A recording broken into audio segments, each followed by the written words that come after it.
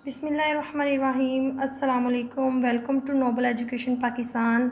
उम्मीद करती हूँ आप सब खैरियत से होंगे। आज हमने थर्ड चैप्टर स्टार्ट करना है जिसकी फ़र्स्ट एक्सरसाइज है 3.1। उसका पहला सवाल है write the number of rows and number of columns in each matrix. ये हमें कुछ मैट्रिक्स दिए हुए हैं, इनमें हमने बताना है कि रोज़ की तादाद कितनी है और कॉलम्स की तादाद कितनी है। ये सबसे पहले हम देख लेते हैं पेज नंबर 48 पर। हमें ये दिया हुआ है रोज़ एंड कॉलम्स ऑफ मैट्रिक्स। रोज़ क्या होती हैं और मैट्रिक्स क्या होती हैं, पहले हम ये देख लेते हैं।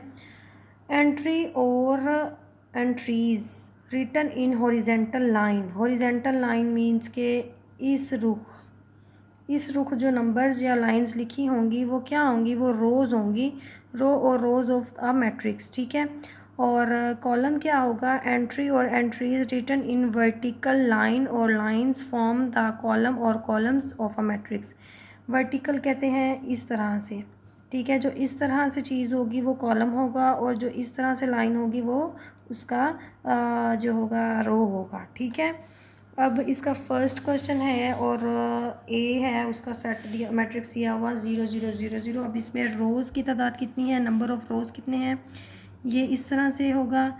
ये इसमें 1 और 2, ये कितनी रोज़ हैं, 2 रोज़ हैं। और कॉलम्स देखें इस तरह से 1 और ये 2, नंबर ऑफ़ कॉलम्स भी 2 हैं।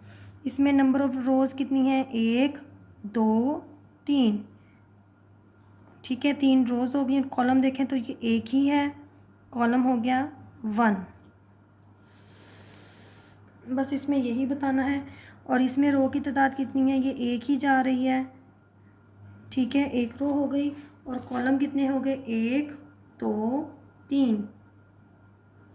और इसमें डी में देखें रोज़ की तादाद कितनी है, 1 2 3 और कॉलम 1 2 3। ई सेट है, इसमें ई मैट्रिक्स है, इसमें देखें नंबर ऑफ़ रोज़ क्या होगा, 1 और 2 और कॉलम्स की तादाद कितनी होगी, 1 2 3। क्वेश्चन नंबर जो 1 था उसमें बस इतना ही बताना था, यही सब कुछ था इसमें।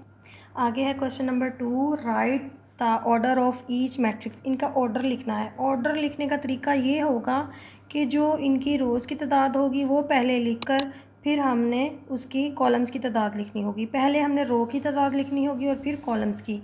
जैसे ये हमें दिया हुआ है ए मैट्रिक्स है 1 0। इसमें ऑर्डर ऑफ ए होगा, ऑर्डर ऑफ ए इज़, कितनी रोज़ है, 2 रोज़ है, 2। फिर आगे ये लाइन डालनी है बाय, फिर आगे फिर छोटी सी स्लैश डालनी है, फिर जो कॉलम की तादाद होगी वो लिख देंगे 1।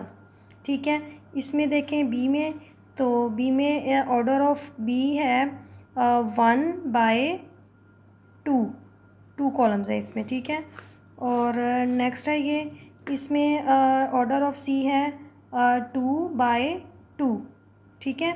और डी में देखें ऑर्डर ऑफ डी होगा 2/3, 3 इसके कॉलम्स थे। और इसी तरह से ये ई है, ई में ऑर्डर उसका होगा 1 2 3, 3/1 और 2, 3/2। इसमें ऑर्डर रो भी एक है और कॉलम भी एक है, तो ऑर्डर होगा 1/1। ठीक है। इनकी जो रोज़ की तादाद होगी वो पहले लिखनी होगी ऑर्डर में और उसको फिर स्लैश डाल के बाय लिखना होगा, फिर स्लैश, फिर जो कॉलम की तादाद होगी वो लिखनी होगी। यहाँ पर क्वेश्चन नंबर 3 में भी बस इतना ही था। आगे है question number 3, which of the following matrices are equal. कौन से मैट्रिक्स जो हैं वो इक्वल हैं और कौन से इक्वल नहीं हैं। इक्वल तभी होंगे जब उनकी हर जो एंट्री होगी वो सेम होगी। जैसे ये ए है, इसमें 0 4 3 1 है, तो हम देखें और किस में 0 4 3 1 आता है। अगर इस एफ़ को देखें तो 3 - 3 करते हैं तो 0 आ जाएगा, और वह 3 और 1 को प्लस करते हैं तो 4 आ जाएगा। 0 4, इसमें भी 0 4 है, और इधर ये 3 1 और इधर भी 3 1 है, तो ये सेम सेम हो जाएंगे। तो हम लिख देंगे A is equal to B, A is equal to F. ठीक है। उन्होंने यही पूछा था which of the following matrix are equal, तो हम कहेंगे ए और एफ़ जो है वो इक्वल हैं। अब बी देखते हैं ये किसके इक्वल है, ये 9 और -7 है। अगर इसको हल करें 5 और 4 प्लस करें ये 9 हो जाएगा, और -8 + 1 ये हो जाएगा -7, तो ये दोनों आपस में इक्वल हो जाएंगे। हम लिख देंगे B and D are equal. और इसको 3 to the 6, 2 to the 4, 4 और 4 प्लस करें तो 8, और यहाँ पर 2 में से 1 माइनस करें 1 और 4 में से 2 माइनस करें 2, 3 और 0 प्लस करें 3, ये सेम सेम आ जाएंगे। तो हम लिख देंगे C और F क्या है, ये इक्वल है। यहाँ पर हमारा क्वेश्चन नंबर 3 भी सॉल्व हो गया, बस इसमें इतना ही बताना था। तो आगे क्वेश्चन नंबर 4 है। इसमें इफ़ ये एक मैट्रिक्स दिया हुआ है और ये एक दिया हुआ है, ये कहते हैं एक दूसरे के बराबर हैं, then find the value of ABCD। ये ABCD जो अननोन वेरिएबल्स हैं, इनकी हमने वैल्यूज़ फाइंड करनी है। ये मैट्रिक्स जब इक्वल हैं तो इनकी हर एंट्री आपस में इक्वल होगी। तो हम ये लिख लेते हैं A+2 इज़ इक्वल टू 5 होगा, ये इसके इक्वल होगा। इसको हम इसमें से वैल्यू निकालें और A फाइंड करना है, 2 को उधर ले जाएं इक्वल की दूसरी साइड पर, और दूसरी साइड पर ये 2 इधर आकर माइनस का 2 हो जाएगा और ये हमारे पास आ जाएगा A इज़ इक्वल टू 5 में से 2 माइनस हुआ तो 3, A की वैल्यू आ गई 3। अब ये B वाली लें, B-1 ये किसके इक्वल होगा, ये इस एंट्री के इक्वल होगा, इक्वल टू 6 होगा। यहाँ से 1 इधर माइनस हो रहा है, दूसरी साइड पर जाकर 6 के साथ ये प्लस हो जाएगा।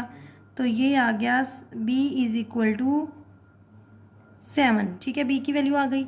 अब इसको लें तो ये किसके इक्वल होगा, ये वाली एंट्री 8 के इक्वल होगी। C-3 is equal to 8। यहाँ से C फाइंड करना है, 3 एक्स्ट्रा 3 माइनस हो रहा है, दूसरी साइड पर जाकर 8 के साथ ये प्लस हो जाएगा और ये आ जाएगा 11। C इज़ इक्वल टू 11 और D+4 जो है ये 4 के इक्वल होगा। D+4 is equal to 4। यहाँ से D हमने बचाना है और 4 ये एक्स्ट्रा है, ये प्लस हो रहा है, दूसरी साइड पर 4 के साथ जाकर ये माइनस हो जाएगा। 4 माइनस 4, ये 4 में से 4 माइनस हुआ तो ये आ गया 0। D की वैल्यू आ गई 0। तो एंड में हम लिख देंगे, ये हमने वैल्यूज़ ABCD की फाइंड करनी थी, वो हमने कर ली हैं। A इज़ इक्वल टू 3 है, B इज़ इक्वल टू 7 है, C इज़ इक्वल टू 11 है और D इज़ इक्वल टू 0। ये हमारा आंसर आ गया। आगे है क्वेश्चन नंबर 5। ये भी 4 की तरह के ही है। 5, 6, 7 ये चारों एक जैसे ही थे। तो 5 में है कि ये आपस में इक्वल हैं, तो x और y की वैल्यू हमने फाइंड करनी है। तो यहाँ पर वही हमने काम करना है कि 2x + 1 इज़ इक्वल टू 9 हो जाएगा। ये एंट्री जो है 9 के इक्वल आएगी। यहाँ से हम x की वैल्यू फाइंड कर लेंगे।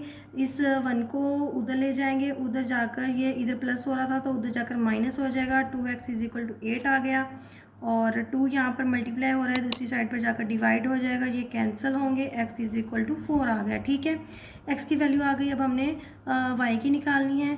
तो ये एंट्री जो है ये इसके इक्वल थी, ये 4 4 के इक्वल होगा, 7 7 के, और ये y जो है ये 5 के इक्वल होगा और ये एक निकल आया। तो y is equal to y होगा 5 के इक्वल और ये हमारे पास वैल्यू आ गई। तो हम एंड में लिख देंगे x is equal to 4, y is equal to 5, ये आंसर है। ठीक है, अब नेक्स्ट है क्वेश्चन नंबर 6। इसमें भी सेम ऐसे ही करना है। इसमें ABCD 4 वैल्यूज़ फाइंड करनी है। हम लिख लेते हैं A+B इज़ इक्वल टू 10। ये फर्स्ट एंट्री के इक्वल होगी। और यहाँ देखें, यहाँ पर 2 अननोन वेरिएबल आ गए इस इक्वेशन में। हम इसको इक्वेशन नंबर 1 का नेम दे देते हैं। और दूसरी जो है 3B+2 ये 11 की इक्वल होगी। 3B+2 is equal to 11। यहाँ से हम वैल्यू फाइंड कर सकते हैं क्योंकि यहाँ पर एक ही वेरिएबल है। तो हम यहाँ को 2 को उधर ले जाएं, उधर जाकर ये माइनस का हो जाएगा और यहाँ पर 9 आ जाएगा 11 में से 2 माइनस होने से। और ये जो 3 है ये 9 के साथ इधर आकर डिवाइड होगा। 3 1 3, 3 3 9, B इज़ इक्वल टू आ गया हमारे पास 3। B की वैल्यू निकल आई है। अब हमने क्या करना है, अब जो है जी ये 2D-1 जो है ये 5 के इक्वल होगा। 2D-1 इज़ इक्वल टू 5 होगा। यहाँ से हम 1 को उधर ले जाएंगे, उधर जाकर प्लस हो जाएगा और ये आ गया 6। D is equal to 6 over 2, ये 2 इधर आकर डिवाइड हो जाएगा। 2 1 2, 2 3 6, D इज़ इक्वल टू 3। हमारे पास ये वैल्यू भी आ गई। और अब रह गई है C इज़ इक्वल टू क्या होगा, 4। C इज़ इक्वल टू 4 होगा।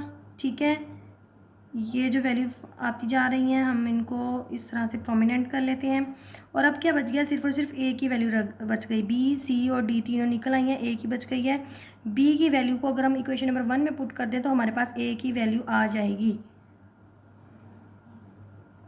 यहाँ हम लिख देंगे put B is equal to 3 in 1 में पुट करेंगे।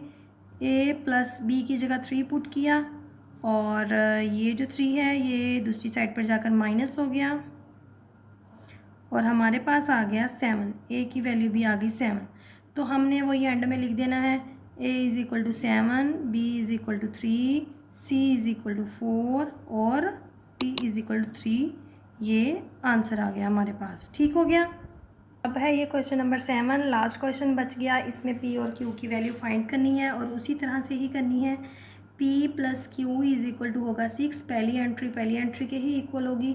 यहाँ पर 2 अननोन वेरिएबल आ गए तो हम इसको इक्वेशन नंबर 1 का नेम दे देते हैं और p माइनस 2q इसके इक्वल होगा, ये होगा जी 0 के इक्वल इस एंट्री के। ठीक है, इसको इक्वेशन नंबर 2 का नेम दे देते हैं।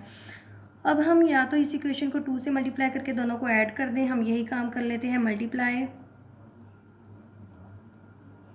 Equation 1 by 2 and add in 2। पहली इक्वेशन को 2 से मल्टीप्लाई करने के बाद दूसरी इक्वेशन में ऐड कर देना है, तो ये आ जाएगा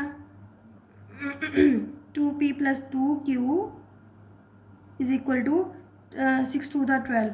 पूरी इक्वेशन को 2 से मल्टीप्लाई कर दिया और अब इसको ऐड कर देना है इसमें इक्वेशन नंबर 2 में, इन दोनों को ऐड कर दिया तो ये हो गया, ये कैंसिल हो जाएगा, ये हो जाएगा 3p इज़ इक्वल टू 12 और यहाँ से हम 3 को दूसरी साइड पर ले जाएंगे और ये डिवाइड हो जाएगा और ये वैल्यू आ जाएगी p की 4।